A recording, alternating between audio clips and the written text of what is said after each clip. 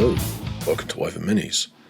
Well, Christmas is coming around the corner remarkably fast, and so it's time to paint some Christmas models, like I'm sure a lot of you out there are doing. I bought the Red Gobbo Surprise, which is Games Workshop's offering this year. I've also got on the shelf one of the older Red Gobbos on Bouncer, and I thought it's high time I get him painted up. And I decided there were a bunch of other things I could do as well. I've got this Big Boris from Heresy Miniatures that I bought, again, last Christmas it must have been, and not got around to painting him yet. So I thought I could do something interesting for his base, maybe a set of stairs or something, but they weren't really doing it for me. So I thought, well, I could make use of my 3D printer and get something, make some little scene where perhaps he's delivering presents to the good little goblins and elves or whoever might be living in a dungeon. So I got these few bits and pieces. I'll go over where I got these STLs from in a little bit. I've also got another model, and I was looking for suitable bases to put them on, and I managed to download these ones for free, and they're fantastically designed bases, really cool. Be excellent for 40k, they fit the aesthetic perfectly. Although I've got the previous two, I've got this this Santa Squat, futuristic dwarf from Hardcore Minis. And I downloaded that and printed it off. Really cool with a big old chain axe, which we'll see later on. And I decided, well, he could be perhaps standing on some steps, but he needs to have some presence. And I'd actually bought some minis a while ago for a D&D campaign. I'll put the link below for where I've written about that. I bought the War in Christmas Village miniatures, and I downloaded the presents from them because I knew that they made some good presents, and I thought actually I could download a few other models from them to use. He obviously needed to have a Santa sack because he wasn't carrying one, and he's got a little Grot assistant as well. So yeah, basically I'm going to be painting up a few various Christmas models in this video, getting all festive, and most of it's, well, about half of it's 3D printed, and a couple of things aren't. So it's just a real nice mix of what you can do with a 3D printer if you've got one available. So where these models come from, as I said, Santa Squat was from Hardcore Minis. They make some really cool stuff, and he just looks dead hard. I love that chain axe with the kind of candy cane on the bottom, and the sleeveless thing. And then you've got the old Gretchen assistant as well. I decided I was going to put them both on the same base together with a few bits and pieces just to make them look cool. He's got an option of whether he has a hat or doesn't have a hat and have glasses or not. I decided he needs to have the glasses and a hat because it looked the coolest to me. But it's nice you get all those options in there and you can decide which one to print off. These are the bases that I got. They're from Cults 3D, Illuminatus, and they're free to download. Like I say, he's got quite a few options there of different size bases, and yeah, really well made because you've got the nice sort of supports underneath. So it's although they're quite big, chunky bases, there's not a lot of wasted resin. And I looked for just generic sacks really. I like the patched up one at the bottom left. I thought that would do a good job for Santa Squat. You know, it's got damaged in a war zone or something, he's patched it up. And then the other sacks, I figured, well, it's just handy to have them available because there's all sorts of scatter terrain that'd be good. And this was the War in Christmas Village bundle that I bought. Not a lot of pretty pictures on their website, but I can attest to the fact the miniatures are great because I've got the PVC versions. And yeah, this fireplace, I thought, was trying to think of maybe Santa Squat or Big Boris could be coming down the chimney, but then I figured actually maybe Big Boris has got down there and he's delivering next to the fireplace, and I found this on my mini factory and I just thought it was perfect. It looks like a dungeon sort of environment. You can do it with or without all the stuff, and then perhaps it needs a Christmas tree next to it as well, so the presents can go under the tree. So a great selection of 3D STLs. I'll put a link to them below, yeah, I printed them all out on my Elegoo Mars 3 Pro. Got them all cleaned up in the cleaning station and then cured on here, and they look great. I'm really happy with how they came out. So it's time to put them together. Now, this is one of the cool things about having a 3D printer is you can, you know, make a bunch of stuff and just see how it fits together. If you like it, stick it together and make a model, and if you're not too convinced, print out something else. It's the actual printing is cheap. The other thing I've done is resize some of the presents, because I was having a look in the 3D software, and I was pretty sure that the sack wasn't going to fit too well, so I wanted to make it as big as possible, but it would still sit on one of these steps. And the same with presents, I wanted to make sure they were going to sit nicely on the steps, kind of around the present, around the sack. So I resized some of them, made them a bit smaller, and just printed out a range of different ones. There were 3 designs of present, and I did them at a few different sizes. So you can see I just was experimenting with how they were going to sit together on the base, and I had a rough plan in my mind of what it was going to look like. Santa Squat standing on the top of the base, little goblin down one step down on the side, and then the presents and the sack and everything down the front. And I thought compositionally that's going to work quite nicely, but at the end of the day, it's only when you get the things printed out and you start kind of positioning them on the base, then you start to see exactly what it will look like when it's put together. And I was really pleased with how it's coming out. It just took a little bit of thinking to get it in the right place. So I was all using my Dremel tool to drill holes in the bases and into the models and pin them on. I could have just used super glue straight on with the resin, but I just wanted to make sure they're proper fixed on there, nice and strong, especially the Santa standing on the top, because I don't want him falling off. You're going to be picking it up from him, so he's going to have to take the whole weight of everything. So pinning it, just to me, seemed the most sensible thing to do. I didn't pin absolutely everything on the model, but most of the big bits I did. What Hardcore Minis have done with this model is put some quite nice sort of lugs in there, so the hand holding the axe can fit in. When it printed out, the lug on the hand was a really, really tight fit for the hole, actually. A little bit too tight. Maybe it didn't print out perfectly, I don't know. But anyway, it was far too tight. I was trying to force it in there a bit too hard, and ended up snapping the axe, first on the bottom and then on the top, which I thought that was a right pain.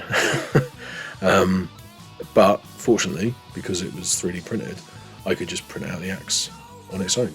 I mean, if it was a plastic model that I'd gone and bought from Games Workshop or any other company, and I'd snapped a bit, I'd have to be trying to fix it.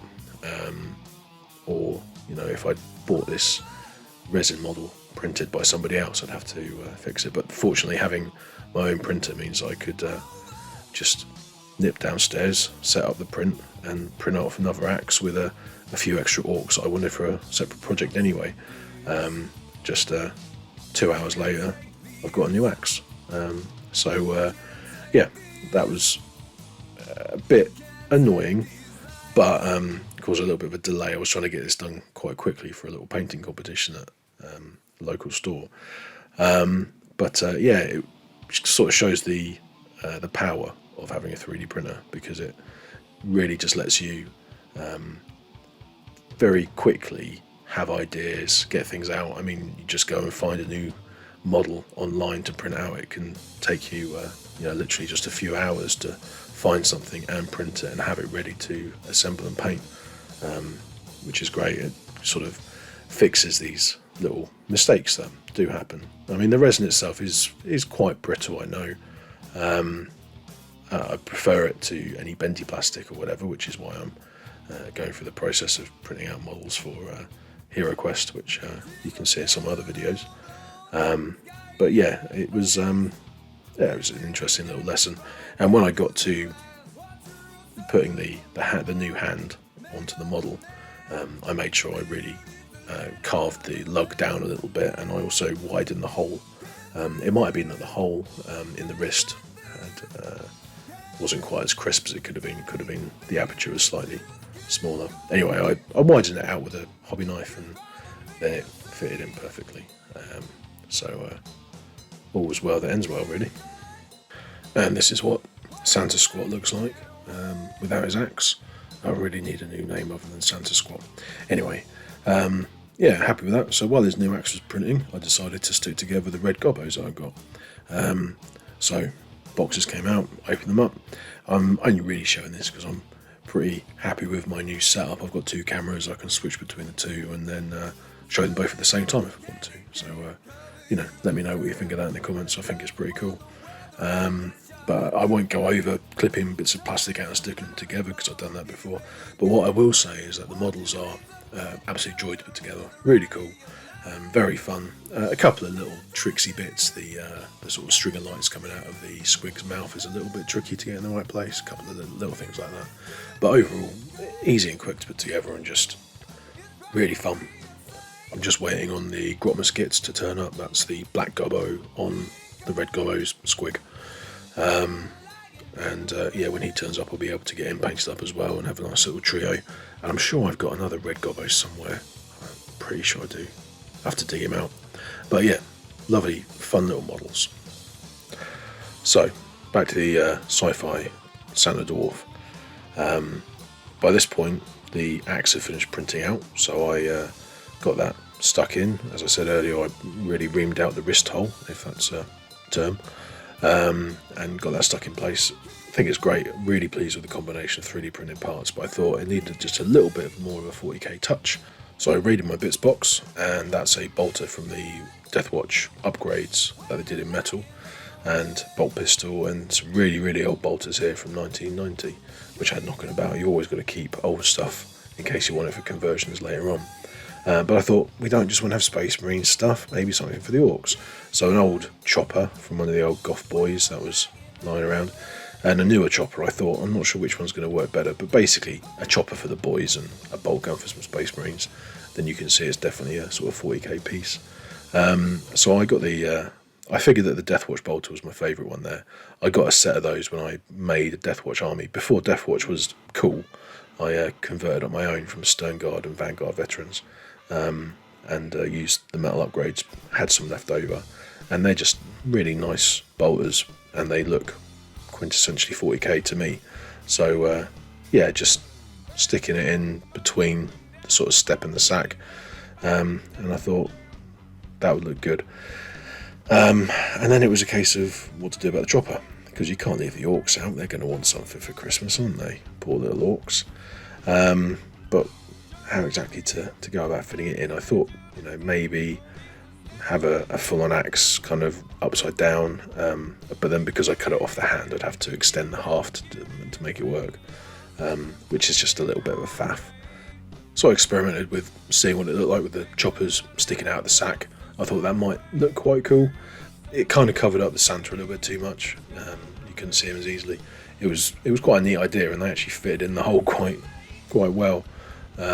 So that was pretty tempting, but I think it was just, it was mostly because it was too obscuring and too much of a danger of it being snapped off. So actually I figured I had a little gap between the presents at the bottom there, and having an axe sticking out of that seemed to make the most sense, and it did the job of hiding the fact that the haft wasn't all that long. It's all about misdirection when you're making little conversions, which just is more about what people can see, I was still quite undecided about which axe to actually use. In the end, I went for the newer chopper, just because I figured it looked a little bit more recognisably 40k for sort of, now it looks more sci-fi. The other one looks a little bit more medieval, a bit more fantasy. Even though I do love it, and I love those old Gothel boys. But yeah, I thought for this, if he's delivering in toys to all the good little boys and girls in the 40k universe, if there is such a thing, I don't think there is. But I thought that looked a little bit more in keeping. So I stuck that on. And with that, I figured I was really happy with that conversion. Job done. So my final piece of Christmas miniature fun this year was Santa Big Boris from Heresy Miniatures, and the fireplace scene that I decided to make for him. So I was toying around here with how exactly to set this out. I thought maybe, could he be walking down some steps towards a fireplace, perhaps do the whole thing as one little diorama, a bit like the Santa Dwarf, have it as a diorama on a larger base. And I was umming and ahhing, it just didn't quite sit right, and it was getting to be a bit difficult to fit everything I wanted to fit onto a round base, which was kind of my go-to. I thought I'd try and fit it on I think this was actually a 60mm round base in the end. It just didn't quite fit on there nicely enough, and I knew it was going to be a pain to paint everything, and you wouldn't be able to see all the details on the fireplace, which would be a shame. I printed out this really cool fireplace and you wouldn't be able to see it because there's a big half ogre Santa standing in the way. So I had a little bit of a rethink and decided to do them as kind of two separate pieces, but with space on the fireplace that Boris could stand on.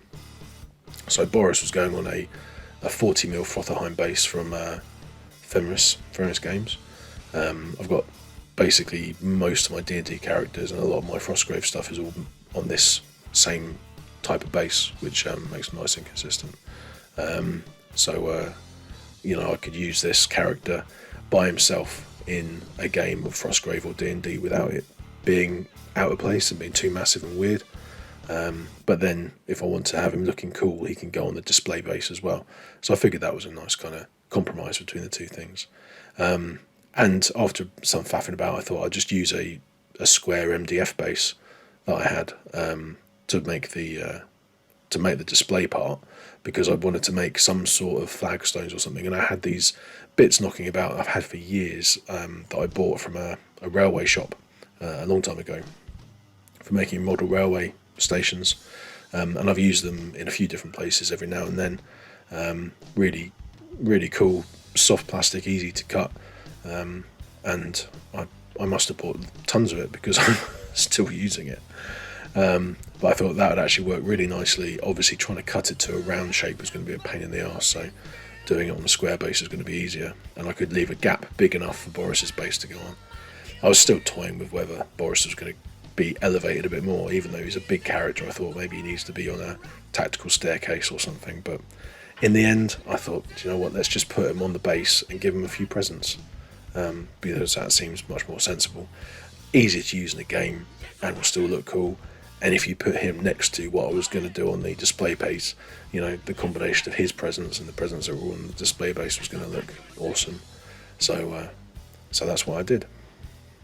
So I did some careful cutting with my hobby knife on these flagstones to get them to be the right size and shape. I needed to have 3 rows essentially, because 2 of them weren't quite wide enough to fill the whole base. Obviously be very careful when you're doing this, because it can be a bit dangerous, but the plastic's quite soft.